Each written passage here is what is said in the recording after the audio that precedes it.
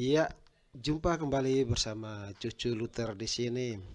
Semoga kasih karunia Tuhan selalu menyertai kita semua. Apa kabar saudara-saudara yang terkasih dalam Tuhan kita Yesus Kristus? Semoga kita semua selalu dilimpahi kesehatan yang baik, sebagaimana Cucu juga seperti itu di sini. Selamat hari Minggu buat kita semua. Apakah kita sudah mengikuti ibadah atau perayaan Ekaristi, baik secara offline dengan mendatangi gereja maupun secara online dari rumah? Semoga sudah ya. Baiklah, mungkin untuk kali ini Cucu akan menampilkan sebuah reaction video atau video reaksi tentang analisis mengenai ajaran sola scriptura yang merupakan salah satu dasar ajaran Eyang Martin Luther ketika memulai reformasi gereja pada tahun 1517. Namun analisis kali ini disorot dari kacamata Gereja Ortodoks Timur yang disampaikan oleh Romo Daniel Biantoro, pimpinan Gereja Ortodoks Indonesia yang berafiliasi dengan Gereja Greek Genuine Orthodox Church di Yunani. Nah, apa yang disampaikan oleh Romo Daniel ini terjadi dalam sebuah seminar yang digelar oleh Ictus Community belum lama ini. Seminar tersebut membicarakan tentang gereja timur ya, seperti itu.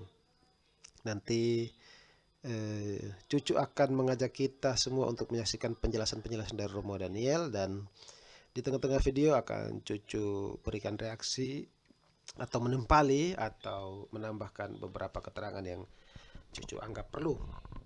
Baiklah, untuk tidak memperpanjang kata, kita mulai mendengarkan analisis tentang ajaran sola scriptura dari Romo Daniel Biantoro. Mari kita ikuti bersama-sama. Jelas ya? Itu. Ya. Oke. Selanjutnya Romo dari Rizal Fernandez. Selamat malam Romo, saya ingin menanyakan apakah gereja purba dan bapak-bapak gereja mengajarkan tentang sola scriptura? Terima kasih.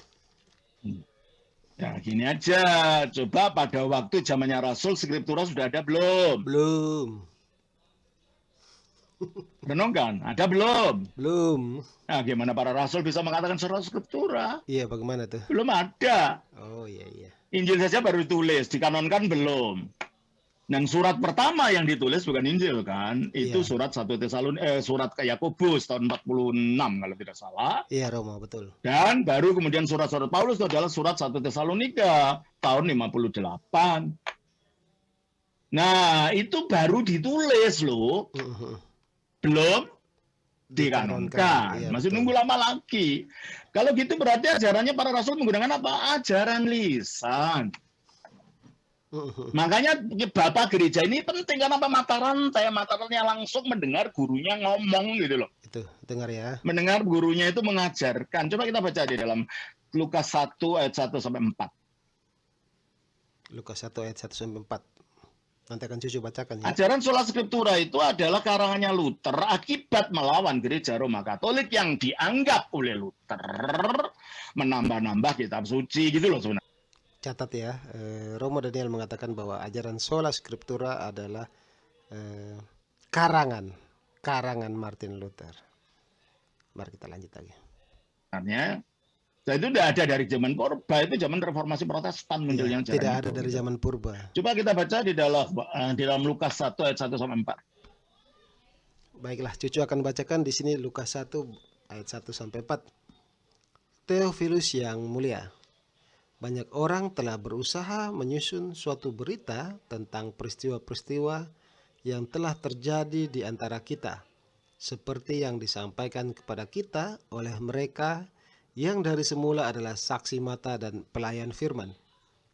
Karena itu, setelah aku menyelidiki segala peristiwa itu dengan seksama dan asal mulanya, aku mengambil kesimpulan untuk membukukannya dengan teratur bagimu, supaya engkau dapat mengetahui bahwa segala sesuatu yang diajarkan kepadamu sungguh benar.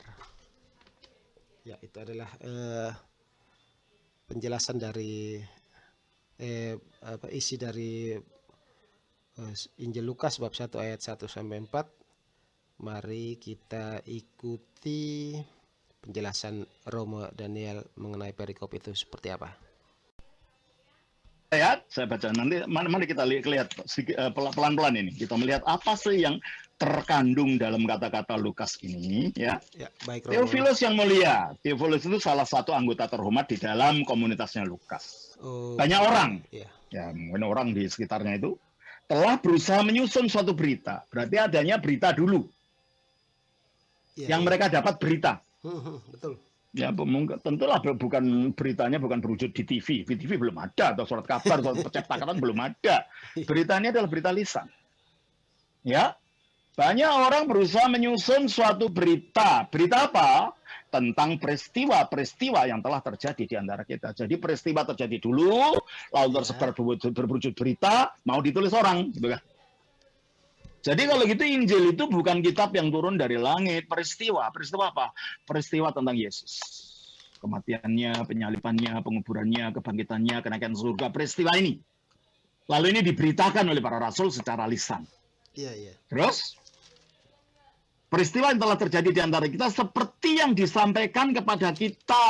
Berarti mereka menerima berita peristiwa itu, disampaikan kepada mereka, oleh mereka yang dari semula adalah saksi mata dan pelayan firman. Siapa ini?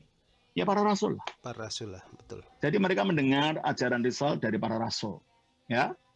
Karena itu, ya, karena tadinya sudah menerima ini, setelah aku menyelidiki segala peristiwa itu dengan seksama dari asal mulanya, ya Lukas kan juga pergi ke Yerusalem dengan Paulus. Kita lihat dalam Kisah Rasul. Pastilah mungkin dia katanya Bunda Maria, Bu, waktu Anda datang ke malaikat dulu gimana sih Bu ceritanya? Bunda Maria cerita, oh gini, ditulis. Ketemu dengan Lazarus, Pak Lazarus. Anda ini pendek, gimana saya bisa menulis ketemu Tuhan Yesus? Diceritakan, saya menemukan banyak pohon dan gambarnya seperti itu, gitu loh. Tanya pada pelaku-pelaku sejarah. Diselidiki dari asal mulanya. Lalu setelah mengadakan research, ditulis hasilnya itu, aku mengambil keputusan untuk membukukannya dengan teratur bagimu. Berarti kalau begitu, sebelum ada buku namanya Lukas ini, yang ada apa dulu? Berita. Nah, mungkinkah kalau begitu orang semacam ini percaya ada sola scriptura? Scripturanya ada, belum ada. Apalagi sola. Sola itu hanya. Kalau scriptur tidak ada, percaya pada hanya, gitu. Suatu kekosongan. Iya, betul, kosong. Itu satu. Yang kedua, kalau toh seandainya ada skripturanya para rasul pastilah perjanjian lama. Ya kan? Iya. Dan perjanjiannya perjanjian lama orang Yahudi. Ya kita tahu seperti yang kita miliki sekarang, tanah itu kan? Iya, tanah, betul. Tapi kita baca di dalam Yudas 1 ayat yang ke-9. Ya, Yudas 1 ayat yang ke-9, cucu bacakan ya. Tetapi penghulu malaikat, Mikael, ketika dalam suatu perselisihan bertengkar dengan iblis mengenai mayat Musa, tidak berani menghakimi iblis itu dengan kata-kata hujatan, tetapi berkata, kiranya Tuhan menghardik engkau. Ya, itu adalah perikopnya dari surat Yudas bab 1 ayat 9. Bagaimana penjelasan Romo Daniel mengenai perikop ini? Mari kita ikuti bersama-sama. Di mana itu dalam perjanjian lama kutipan diambil? Tidak ada. Ada nggak? Tidak ada, Romo. Ada nggak kisah ini dalam perjanjian lama? Dalam skripturanya orang Yahudi waktu itu ada nggak? Tidak ada. Itu dikutip dari kitab rohani orang Yahudi. Iya. Yang disebut kenaikan Musa. Iya, tidak ada. Jadi para rasul berani mengutip sesuatu yang tidak ada dalam skriptura, tetapi ada dalam tradisi rohani orang Yahudi. Iya. Namanya kitab Musa. Kalau gitu, Dalam hal ini, Yudas mengikuti sola scriptura enggak? Ya, enggak. Tidak. Ya toh? Kita Ya. baca juga di dalam Yudas 1 ayat 14. Yudas 1 ayat 14, cucu bacakan ya. Juga tentang mereka, Henokh, keturunan ketujuh dari Adam, telah bernubuat. Katanya, sesungguhnya Tuhan datang dengan beribu-ribu orang kudusnya. Ya, itu adalah bunyi surat Yudas bab 1 ayat 14. Ada dalam kitab suci Henokh pernah bernubuat? Tidak ada. Ada dalam skripturanya orang Yahudi? Enggak. Ini Tidak. dikutip dari kitab namanya kitab Henokh. Saya punya kitabnya di perpustakaan saya, nggak saya tahu sini. Itu kitab Henokh pasal 1 ayat 8 yang dikutip itu. Iya, iya, iya. Nah, kalau gitu dua kutipan yang bukan dari skripturnya orang Yahudi tapi ada dalam sastra rohaninya orang Yahudi, gitu loh. Kalau gitu dari bukti-bukti ini, apakah para rasul mengikuti sola scriptura? Enggak. Tidak, Makanya betul. waktu itu sesudah Luther meninggal, Luther itu tahu ada gereja timur. Dia mengatakan gereja masih mempertahankan Injil itu gereja di timur. Makanya pada waktu itu sebelum menjelang meninggalnya, Luther menulis surat kepada Patriark Yeremia. Ini suratnya. Kumpulan dari surat Luther dari Augsburg dikirim ke Konstantinopel. Waktu itu Kira-kira bukunya versi bahasa Indonesia sudah ada atau belum ya? Karena ini sepertinya bagus sekali untuk dibaca oleh publik ya. Tapi kalau belum ada versi bahasa Inggrisnya juga tidak apa-apa sih untuk memperkaya pengetahuan kita. Tapi alangkah baiknya kalau ada versi bahasa Indonesianya ya. Luther kan di Jerman. Patriark Yeremias ini dari Patriark Yeremias. Itu kan di Konstantinopel. Turki dan Jerman sedang perang. Sehingga surat itu yang ditulis dalam bahasa Jerman diterjemahkan ke bahasa Yunani, dititipkan kepada seorang diplomat Jerman namanya Gerlach untuk diberikan kepada Patriark Yeremia dari Konstantinopel.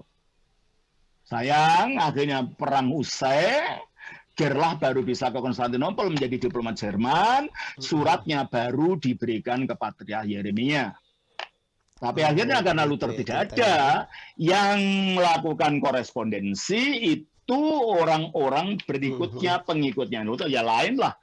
Luther sendiri dengan orangnya kan akhirnya pendapatnya lain gitu loh. Korespondensi antara siapa sih? Osiander, beberapa orang di sini. Apa itu ya? Osiander dan lain itu dikumpulkan dalam ini. Inilah dialog pertama pada zaman reformasi antara Luther dengan gereja Ortodoks. Dan ternyata pendapatnya sudah tidak bisa diingatkan lagi oleh Patriark Yeremia. Banyak pendapat Luther yang ditolak oleh gereja Ortodoks. Apa yang dibicarakan di sini? Keras kepala. Mengenai Allah, mengenai dosa asal, mengenai anak Allah, mengenai pembenaran, mengenai dan macam-macam. Ini ada macam-macam. Ternyata banyak hal-hal kan. Akhirnya Patriark mengatakan apa? Setelah mereka tidak mau menolak dan mempertahankan pendapatnya yang dari kacamata Patriark gereja Ortodoks itu salah. Ini kata salah itu. Oleh karena itu, kami memohon mulai dari sekarang jangan membuat hati kami lebih bersedih lagi. Jangan pula menulis pada kami lagi mengenai masalah-masalah ini.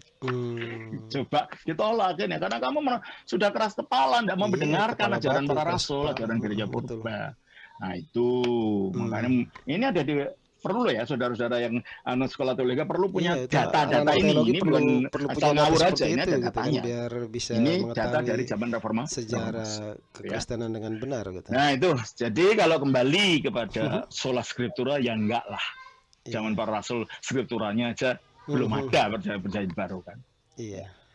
Alkitab ya, makanya kalau dalam gereja Ortodoks lebih dikatakan kita percaya pada prima scriptura, bukan sola scriptura. Dalam artian scriptura Alkitab itu menjadi yang paling atas, menjadi sumber dari kebenaran, tapi harus dimengerti dalam seluruh tradisi ajaran para harus dimengerti dalam seluruh tradisi ajaran para rasul dan bapak-bapak gereja. Sehingga pada akhirnya karena kalau itu hanya kitab suci saja, yang nafsir siapa yang tidak punya salah?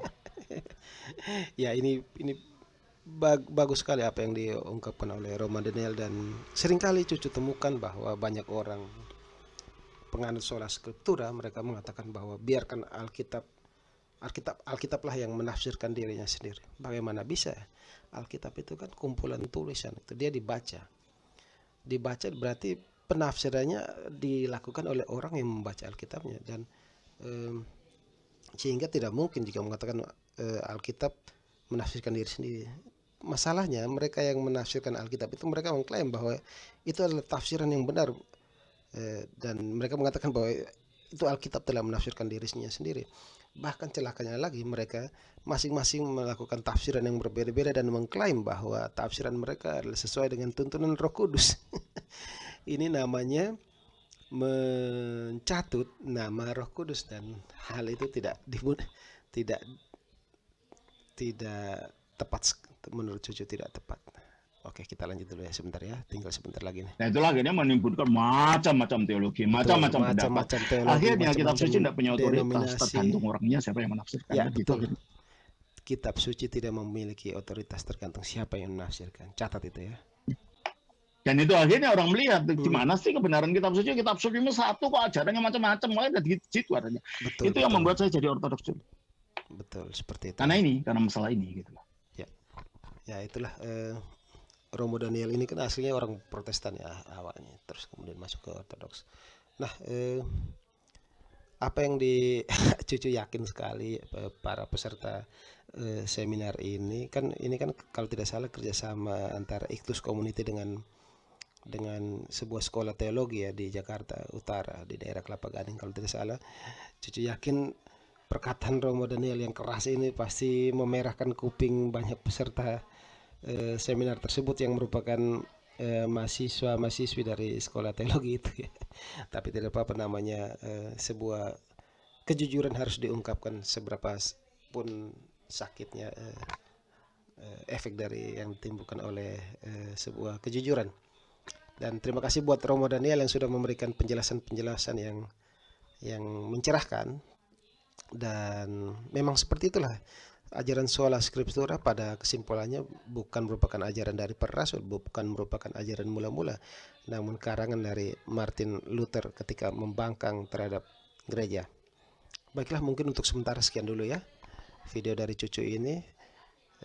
Jangan lupa untuk like video ini, komen yang panjang, kemudian subscribe bagi yang belum subscribe, dan tolong di share juga video ini. Sampai ketemu dalam video-video cucu yang lain. Tetap semangat. Semoga kasih karunia Tuhan selalu menyertai kita semua. Amin.